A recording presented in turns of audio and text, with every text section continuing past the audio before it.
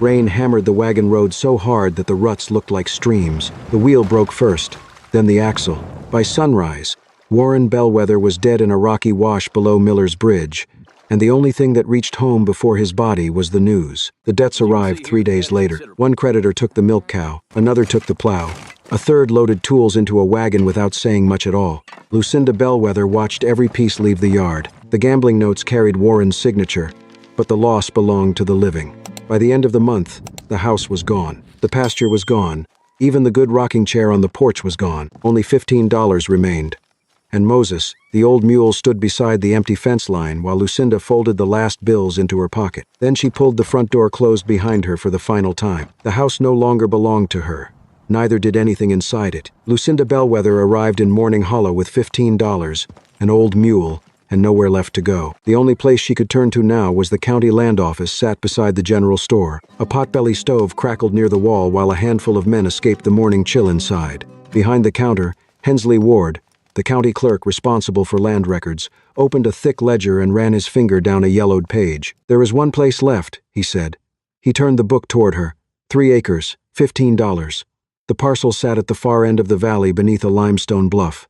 Nobody rushed to buy it. Nobody even asked about it anymore. A few of the men near the stove exchanged glances. "You're talking about the haunted farm," one of them muttered. For more than 20 years, owners had come and gone. Some stayed a season, some stayed only weeks. Livestock often refused to graze near the bluff. On cold mornings, white mist drifted from the ground long after the rest of the valley had cleared, and on certain nights, moonlight struck a narrow spring below the rocks and turned it silver blue, making the entire hollow seem to glow. Stories filled the gaps where facts should have been. People spoke of footsteps in the fog, voices carried by the wind.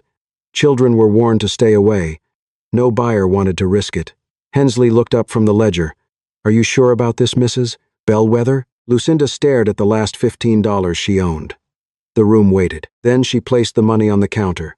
A few men laughed. Not cruelly. Just the kind of laugh people make when they believe they are watching someone make a mistake. Hensley hesitated before reaching for the bills. Lucinda folded the deed and slipped it into her coat. "If that place is truly haunted," she said quietly, "then it can't take much more from me than life already has." The laughter faded. A few moments later, she stepped back outside, took hold of Moses's lead rope, and started walking toward the farm nobody wanted. The road to the haunted farm followed the edge of Morning Hollow before disappearing into rough country. Moses pulled steadily through the mud while Lucinda walked beside him, one hand resting on the lead rope and the other tucked into her coat against the wind. The farther she traveled from town, the more she found herself thinking about Aunt Maribel. Years earlier, Maribel had been known across 3 counties for her gardens, not because they were the largest, because they survived when other gardens failed. She never trusted rumors about land. She trusted what she could see, the color of leaves, the smell of soil after rain, the direction water moved after a storm. When Lucinda was a girl, Maribel would kneel beside a garden row and crumble dirt between her fingers as if reading a letter. "Most people look at the crop," she once said. "They should be looking at the ground beneath it." She taught her niece that healthy soil breathed, that insects often revealed problems before plants did, that seasons left clues long before weather arrived. Most important of all, she repeated one lesson so often that Lucinda could still hear it years later. The land always tells the truth. She would tap the ground with her knuckles and smile. The trouble is, most folks never stop talking long enough to hear it. Lucinda carried a small tin box of seeds that had once belonged to her aunt. It was one of the few possessions she had refused to sell when the creditors came. As Moses continued toward the distant limestone bluff, she touched the box through her coat pocket. The haunted farm carried a reputation built on stories. But stories were not evidence, and Aunt Maribel had spent a lifetime teaching her the difference. Ahead, beyond the hills, waited a farm that everyone feared. Lucinda intended to see what the land itself had to say about it. By late afternoon, the road ended. The haunted farm sat alone beneath a limestone bluff at the far edge of Morning Hollow. Time had not been kind to it. Fence posts leaned at crooked angles. Sections of rail fencing lay buried beneath weeds. The cabin sagged slightly to one side as if exhausted from standing alone for too many years. Lucinda stopped beside the gate. For a moment, nothing moved. Then she saw it. At the base of the bluff, a narrow spring emerged from the stone. Clear water slipped over pale rock before gathering into a shallow basin. The fading sunlight struck the surface at an angle, turning it silver blue. A thin ribbon of mist hovered above it. Not thick, not unnatural, just enough to make the place seem different from the rest of the valley. Lucinda stood quietly. So did Moses. Then the old mule did something unexpected.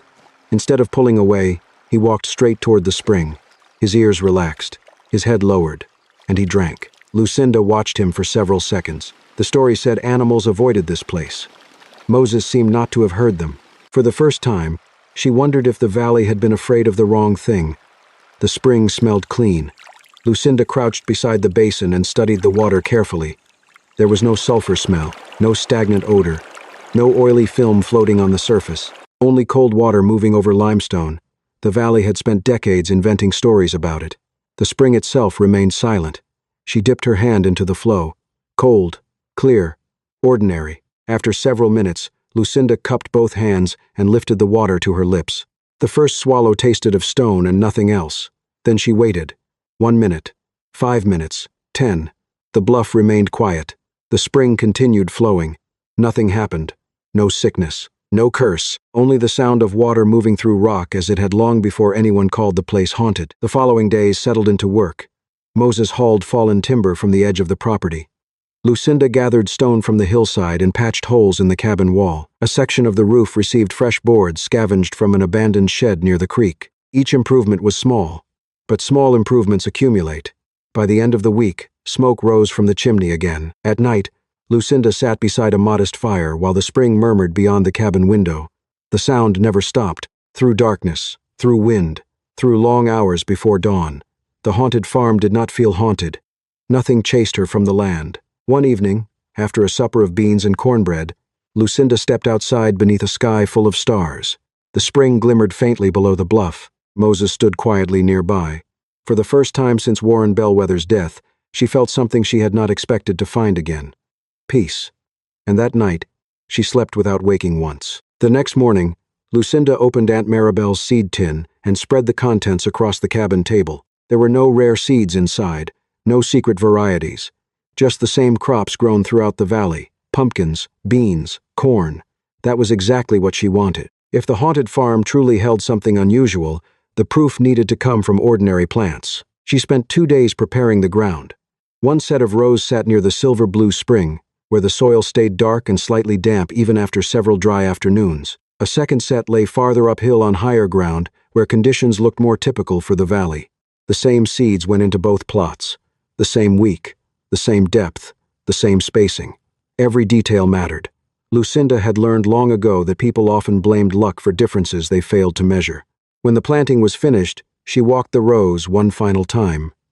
Moses followed behind, occasionally stopping to pull at patches of grass along the fence line. The spring plot received water carried from the basin below the bluff. The upper plot received rain and whatever moisture the soil could hold on its own. As the evening sun slipped behind the limestone bluff, the rows looked nearly identical. By the end of summer, she suspected they would tell very different stories. The first problem appeared where Lucinda expected the greatest success. The rows closest to the silver-blue spring had emerged earlier than everything else on the farm. For a few days, she allowed herself to believe the experiment was already proving her right. Then the bean plants began to struggle. Several young leaves curled inward. A few stalks lost their healthy color and turned pale along the edges. One section of seedlings simply stopped growing altogether. Lucinda spent the next several mornings moving between rows with growing concern. She checked for insects. She searched for signs of disease. She even dug around a few roots with her fingers. Nothing looked familiar. By the end of the week, enough plants were suffering that the possibility became impossible to ignore. The problem might be her. The valley had spent years blaming the farm. Lucinda had only been there a matter of weeks. It was entirely possible that she had misunderstood what she was seeing. One afternoon she filled 2 buckets, one with spring water and another with rainwater collected from a barrel behind the cabin. After comparing them, she began noticing something she had overlooked. The spring water left a faint mineral residue when it dried. That observation changed everything. The water itself wasn't harming the plants. Too much of it was. The following day she reshaped the irrigation channels, mixed the spring water with collected rainwater, and replanted the worst sections. It cost her precious seed and nearly 2 weeks of work. Still, the setback left her with something more valuable. For the first time, Lucinda understood that the spring was not a miracle waiting to save her. It was a resource that demanded respect. The farm's answer arrived slowly. A few days passed without much change. Then another week. By the middle of summer, The replanted rows had recovered, and the differences between the two test plots became harder to dismiss. The corn growing near the spring developed thicker stalks and remained a deeper green even during stretches of hot weather that left other fields looking tired. Across the upper plot, the plants remained healthy, but they never seemed to match the same steady pace of growth. The beans told a similar story. Vines wrapped around their stakes earlier than expected and continued climbing long after the upper rows had begun slowing down. Even the leaves looked different, broader and heavier, casting shadows across soil that normally would have dried much faster. The pumpkins were impossible to ignore. Every Saturday, Lucinda measured their circumference with a strip of cloth. The numbers surprised her. She recorded everything in a weathered ledger beside notes about rainfall, temperature, and planting dates. Aunt Maribel had always insisted that memory was useful, but measurements were better. As the pages filled, a pattern emerged. The upper field was producing a respectable crop. The spring field was producing something else entirely. One evening, Lucinda carried a bucket from the basin and paused beside the largest pumpkin vine. The setting sun washed the limestone bluff in gold, while the silver-blue spring reflected streaks of pale blue beneath it. For weeks, she had studied the soil, the weather, and the plants. Again and again her observations led back to the same place, the water. Not because it looked unusual, because every meaningful difference in the experiment seemed to begin there. Standing between the two plots, Lucinda felt the first stirrings of a possibility that would have sounded ridiculous only a month earlier. Perhaps the most valuable thing on the haunted farm was not the land at all, but the spring everyone had spent a generation avoiding. The secret might have remained hidden for months, if not for a boy chasing rabbits. Toby Finch, a 14-year-old trapper's son, crossed the lower edge of the haunted farm one morning while checking a line of snares near the bluff. He expected to find weeds, abandoned fields, and another reminder of why nobody stayed there. Instead, he stopped in the middle of the path. Rows of corn stood taller than his waist. Bean vines crowded their stakes. Pumpkin leaves spread across the ground like oversized green blankets. For several seconds, Toby simply stared. Then he spotted Lucinda carrying water from the spring. "What in the world did you do to this place?" he asked. Lucinda glanced across the garden. "Nothing special," she said. Toby looked at the fields again. He didn't believe that for a second. Before noon, he was already running back toward Morning Hollow with a story the entire valley would soon hear. Stories traveled quickly in Morning Hollow. Within days, people began finding excuses to pass near the haunted farm. Some claimed they were checking fences. Others said they happened to be hunting in the area. Most simply wanted to see whether Toby Finch had exaggerated what he saw. He hadn't. The fields looked even better than his description. One afternoon, a small crowd gathered near Lucinda's garden. Men stood with their hands hooked into their suspenders. Women shaded their eyes against the sun. Children lingered near the fence, unsure how close they were supposed to get. Among them stood Ephraim Vale, an elderly farmer who had spent most of his life working the valley's soil. If anyone understood crops, it was him. Lucinda cut a ripe pumpkin from the vine and carried it over. Nobody spoke. Ephraim studied it for a moment before pulling out a pocket knife. He sliced away a piece, examined the flesh, and finally took a bite. The crowd watched him chew. Seconds passed. Then more seconds. The old farmer swallowed and looked back toward the fields, stretching beneath the limestone bluff. When he finally spoke, his voice carried farther than he intended. "I've worked this valley for over 50 years. His eyes moved from the pumpkin to the rows behind Lucinda. "And I don't recall tasting a harvest quite like this one." Silence followed. Not the silence of fear, the silence of people watching a belief begin to crack. For generations, the haunted farm had been treated like a place to avoid. Standing there with the taste of fresh pumpkin still lingering, Ephraim Vale had just given the valley its first reason to wonder whether they had been wrong all along. Most people left the haunted farm buzzing about the pumpkins. Caleb Rusk, owner of the largest grain warehouse in Morning Hollow, left with his mind fixed on water. Arriving late enough to avoid the crowds, he stayed long enough to watch without being noticed. Years of acquiring land had taught him a fundamental truth. The most valuable things often disguise themselves as the most ordinary. A man who understood that usually ended up owning both. From where he stood, the massive pumpkins were merely the symptom. The silver-blue spring was the cause, and causes were always worth more than results. By late summer, the rows planted simply to answer Lucinda's question had blossomed into a full-fledged business. Every overgrown corner of the farm found a new purpose. Sorghum appeared along the sunniest edges. Rows of corn stretched toward the lower pasture. and pumpkins sprawled across stretches of earth that had lain dormant for years. The difference was no longer confined to the neat measurements in Lucinda's ledger. It was now measured in wagon loads. As the harvest exploded, Lucinda began loading produce into the wagon, letting Moses pull it into town. At first, Merritt Cole, the owner of the general store, agreed to take a few loads simply as a trial run, but that gamble paid off faster than anyone expected. Customers who bought once returned demanding more. Word spread beyond the valley, drawing families and traveling merchants from neighboring settlements. Before long, people were fighting to reserve produce the moment they stepped through the store's front door, even before the wagon from the haunted farm had arrived. The market was delivering its own indisputable verdict. One Saturday afternoon, Merritt stepped onto the porch and stared at the empty crates lined up against the wall. The last customer had left nearly an hour earlier.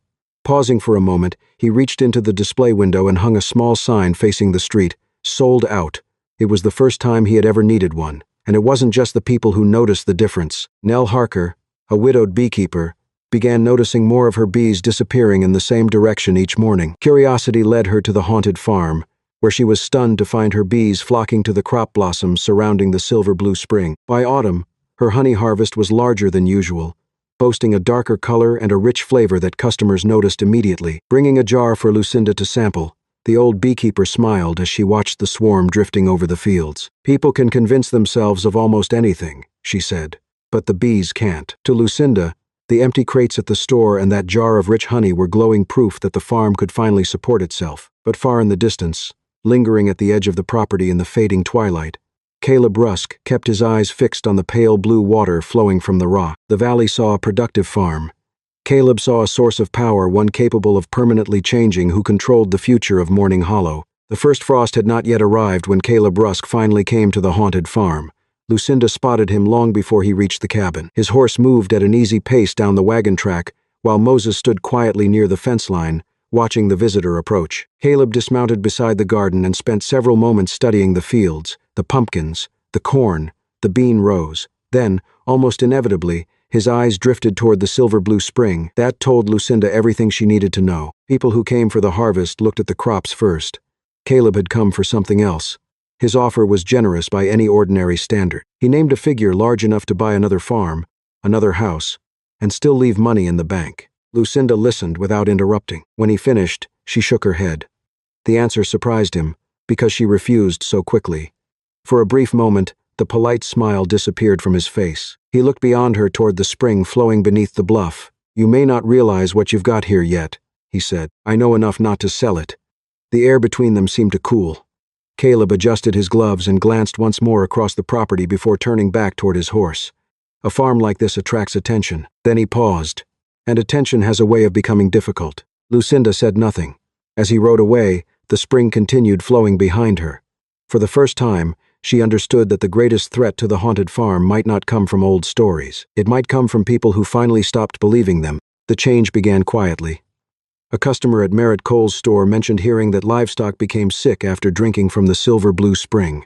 A week later, someone else claimed the unusually productive harvest was stripping nutrients from the soil and would leave the land barren within a few years.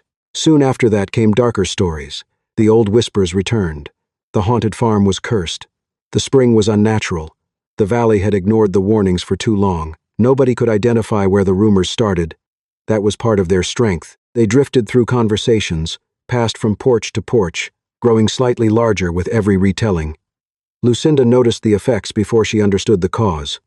Orders became smaller. Customers who once arrived early stopped showing up altogether. Several crates of produce sat longer than expected on the store porch. One afternoon, Merritt stood beside a row of unsold pumpkins and rubbed the back of his neck.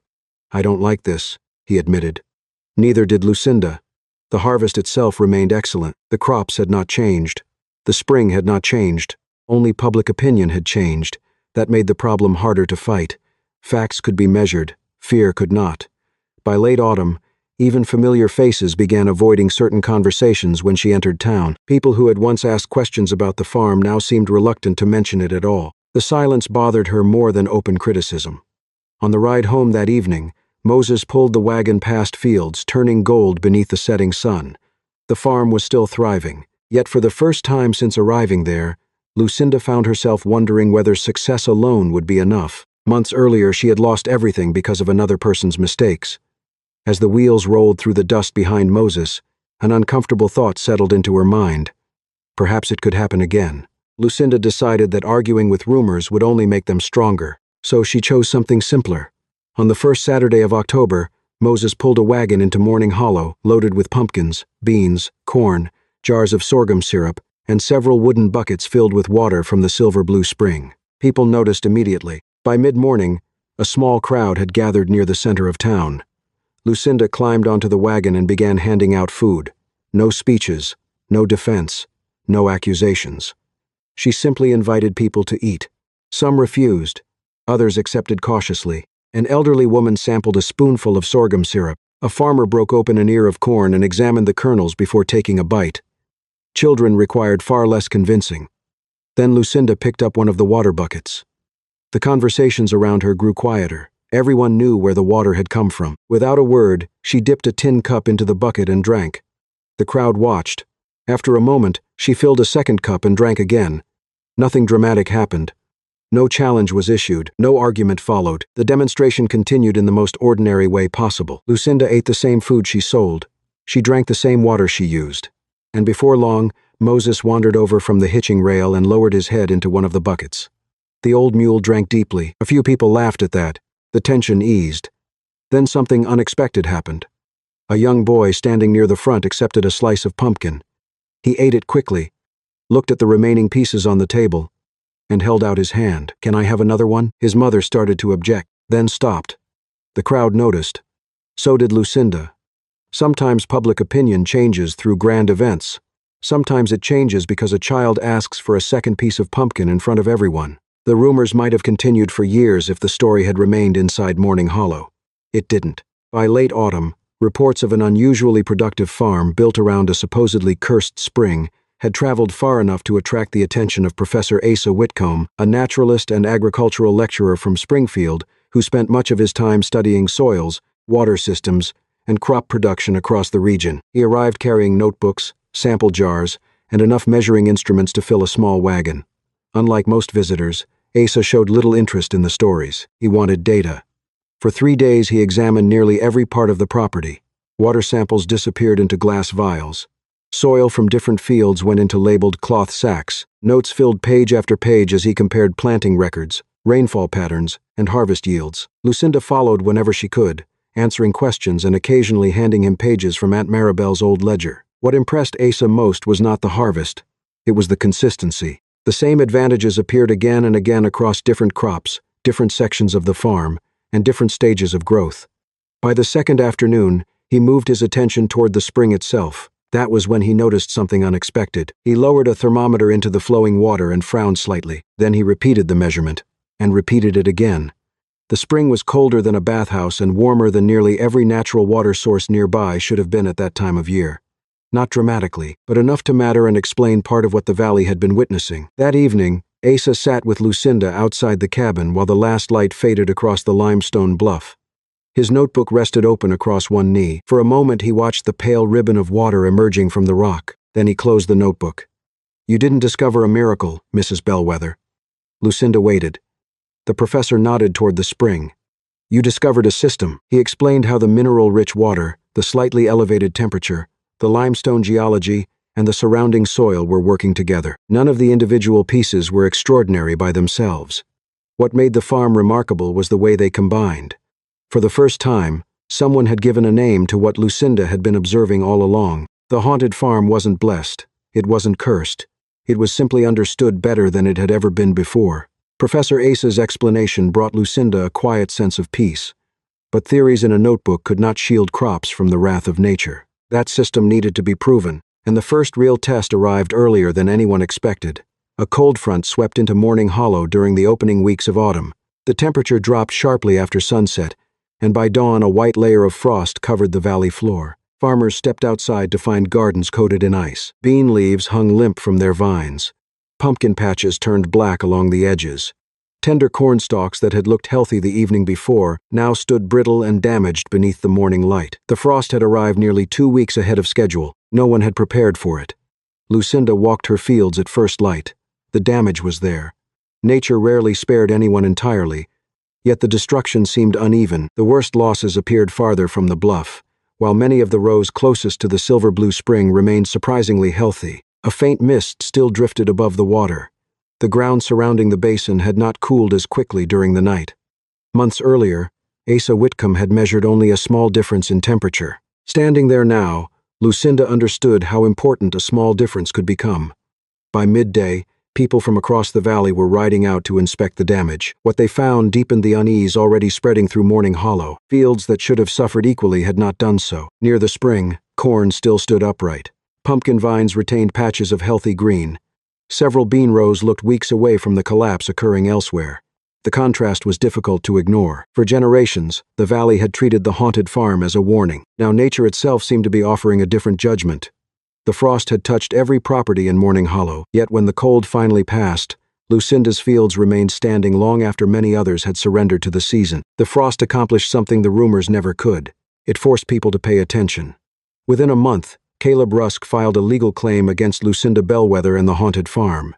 According to the complaint, the silver blue spring originated beneath property he owned farther up the ridge. If that could be proven, he argued, the water belonged to him. The case immediately divided Morning Hollow.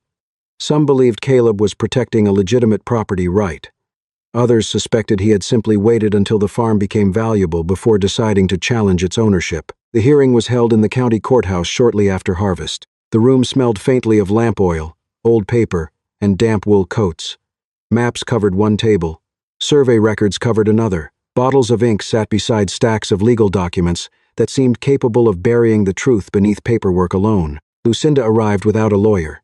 She carried only her records, her harvest ledgers, and the confidence that comes from spending a year testing the same evidence over and over again. Caleb arrived with surveyors, property maps, and a carefully prepared argument. For several hours, witnesses spoke about land boundaries, water flow, and ownership rights. Survey markers were examined. Old deeds were compared. Men pointed at lines on maps drawn decades earlier by people long since dead. Then Asa Whitcomb took the stand. The professor did not speak about rumors or local legends. He spoke about geology. Using field notes, measurements, and soil samples collected throughout the year, he explained how the spring emerged from the limestone formation beneath the haunted farm. Water might travel underground for considerable distances, but ownership was determined by where the spring surfaced and became a usable resource. Judge Alton Greer listened carefully. So did the crowded gallery. When Asa finished, the courtroom grew quiet. The decision came later that afternoon. The judge reviewed the maps one final time before setting them aside. Then he looked toward Caleb, toward Lucinda, and finally toward the survey drawing showing the point where the silver blue spring emerged from the bluff. The water may travel in darkness, he said, but the law concerns itself with where it enters the world. He paused briefly before delivering the sentence people would repeat across the valley for years. The spring belongs to the land where it first sees daylight. A murmur moved through the courtroom. The ruling was clear. The silver blue spring belonged to the haunted farm. For the second time that year, a long-held belief had been tested in public, and once again, the evidence had survived the examination. The lawsuit ended in winter. The drought began the following summer. At first, nobody recognized the warning signs for what they were. Spring rains arrived late. Small creeks shrank earlier than usual. By June, cracks had begun appearing in fields across Morning Hollow. That was around the time Jonah Pike arrived at the haunted farm. Jonah was a well digger and stoneworker whose reputation extended across several counties. He had come to see the famous spring for himself. But for a man who had spent his life coaxing water from stone, simply looking was never going to be enough. Watching Lucinda struggle to manage the flow with rudimentary, hand-dug dirt channels, the craftsman in him took over. He saw a masterpiece waiting to be built. Jonah offered to stay on for a few days to line a single ditch with stone, asking for nothing more than hot meals and a place to sleep in return. What began as a visit gradually became something else. While most people focused on the water, Jonah focused on what happened after the water left the ground. Together, he and Lucinda spent weeks improving the farm's infrastructure. They lined irrigation channels with stone. They built holding basins to capture overflow. Shallow distribution ditches carried water across fields that previously depended entirely on rainfall. The work was slow, heavy, unremarkable to anyone passing by. But practical knowledge often looks ordinary until the day it becomes necessary. By mid-July, the drought tightened its grip on the valley. Pastures faded from green to brown. Ponds shrank. Wells that had supplied families for decades began producing less water each week. Farmers walked their fields searching for signs of recovery and finding none. The silver blue spring continued flowing, not faster, not slower, simply steady, as if the drought belonged to another world. For the first time since purchasing the haunted farm, Lucinda faced a decision capable of changing her life forever. Demand for water exploded. People offered money, land, livestock. Some were willing to pay almost any price. No one would have blamed her for accepting. Instead, she opened the gates. Moses spent entire days pulling water barrels into town. Jonah helped repair broken wagons carrying empty containers back to the farm. The stone channels they had built months earlier allowed water to be distributed far beyond Lucinda's own fields. Families arrived from every corner of the valley. Some had supported her. Others had laughed when she bought the haunted farm. A few had repeated the very rumors that nearly destroyed her business. Lucinda served them all the same way. No ledgers, no special rates, no grudges. One afternoon, while filling buckets beneath the summer sun, she recognized a couple who had stood in the land office years earlier when the room erupted in laughter over her $15 purchase. They lowered their eyes as they approached. Lucinda filled their containers anyway. Around them, dozens of people waited their turn beside the spring. The drought had become the harshest judge the valley had faced in years, and its verdict was impossible to misunderstand. The farm everyone feared had become the place keeping Morning Hollow alive. The drought changed Morning Hollow. Some changes happened quickly. Others took years. The silver blue spring never turned the valley into a wealthy place, but it helped many families survive long enough to rebuild. Fields recovered, wells refilled. New barns appeared where abandoned foundations once stood, and the haunted farm slowly stopped being called the haunted farm. People began referring to it by a different name, Bellwether Farm, a name tied not to fear, but to results. In the years that followed, Jonah and Lucinda built a family together. What began with stone channels and irrigation ditches grew into a partnership built through work. New structures appeared one season at a time: a larger barn, additional storage sheds, better fencing, improvements that reflected patience rather than sudden success. Lucinda never stopped experimenting. She continued recording rainfall, planting dates, soil conditions, and harvest yields in ledgers that gradually filled entire shelves inside the cabin. Visitors often expected to find secrets hidden somewhere on the farm. What they usually found instead were notebooks, measurements, and years of careful observation. The spring remained important, but Lucinda understood something many people missed. The water alone had never created the harvests. The harvests came from learning how to work with the land instead of fighting it. Time passed. Children who had once been warned to avoid the property grew up hearing different stories. Some came to learn about irrigation. Others came to study soil management or crop rotation. A few arrived simply because they were curious. Among them was a boy named Samuel Rusk. The sight surprised many people. Samuel was Caleb Rusk's son. By then, Caleb's influence had faded considerably. The drought had exposed weaknesses in the system he spent years building. Ownership and control had proven less valuable than resilience. One autumn afternoon, Caleb rode out to Bellwether Farm with Samuel beside him. Age had altered him. The confidence remained. The certainty did not. Lucinda met them near the spring. For several moments nobody spoke. The sound of flowing water filled the silence. Finally, Caleb rested a hand on his son's shoulder. "He's interested in farming," he said. Lucinda waited. Caleb glanced toward the fields stretching beyond the bluff, then toward the irrigation channels Jonah had helped build years earlier. When he spoke again, his voice carried none of the sharpness it once had. "He ought to learn from somebody who understands this place better than I do." It was not an apology. Men like Caleb rarely offered those. But it was something rarer, an admission. Lucinda nodded. That was enough. The following spring, Samuel began spending time on the farm. He learned how to read soil moisture from the color of freshly turned earth. He learned why water moved through certain channels and avoided others. He learned that every successful harvest began long before seeds ever entered the ground. Most importantly, he learned that ownership and stewardship were not the same thing. Years later, visitors often found Lucinda teaching beneath the shade of a cottonwood tree while children and young farmers listened nearby.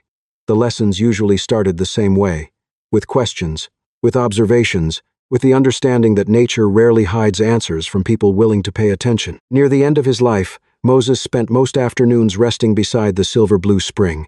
The old mule had crossed every stage of the journey alongside Lucinda. He had pulled the wagon carrying her final possessions. He had hauled timber, stone, crops, and water. He had stood beside her when the valley laughed and remained there when the valley changed its mind. Now he slept beside the same spring that had changed both their lives.